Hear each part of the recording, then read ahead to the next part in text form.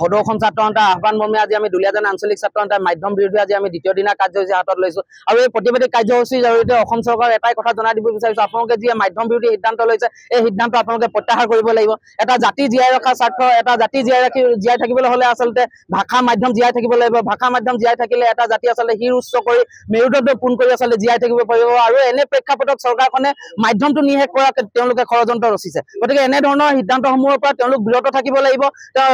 অতীতৰ দিনতো আচলতে 1972 চনৰ যি মাধ্যম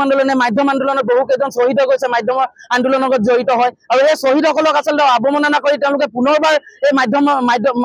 মাধ্যম নিষেধ কৰা ষড়যন্ত্ৰ ৰচনা কৰিছে গতিকে এনে ধৰণৰ কাম কাজসমূহৰ পৰা চৰকাৰখনক বিৰত থাকিবলৈ আহ্বান জনাইছো বিজেপি নেতৃত্বাধীন চৰকাৰখনে দায়িত্ব লোৱাৰ পৰা অসমীয়া জাতিধ্বংসী বহু সিদ্ধান্ত গ্ৰহণ কৰি আহিছে আৰু শেহতীয়াকৈ তেখেতলোকে জাতিটো নিষেধ কৰিবৰ বাবে মাধ্যমৰ ওপৰত হাত দিছে বিজ্ঞান আৰু গণিত বিষয়ত ইংৰাজী মাধ্যমত পাঠদান কৰোৱাৰ বাবে তেখেতলোকে ব্যৱস্থা গ্ৰহণ কৰিছে তেখেতলোকে পাহৰি গৈছে যে 72 চনৰ মাধ্যম আন্দোলনত শতজন শ্বহীদ হৈছিল গতিকে তেখেতলোকে এই সিদ্ধান্ত প্ৰত্যাহাৰ কৰক যদিহে তেখেতলোকে এই সিদ্ধান্ত প্ৰত্যাহাৰ নকৰে তেনেহ'লে ইয়াতকৈ তীব্ৰতৰ প্ৰতিবাদী কাৰ্যসূচী ল'বলৈ আমি কিন্তু বাধ্য হ'ম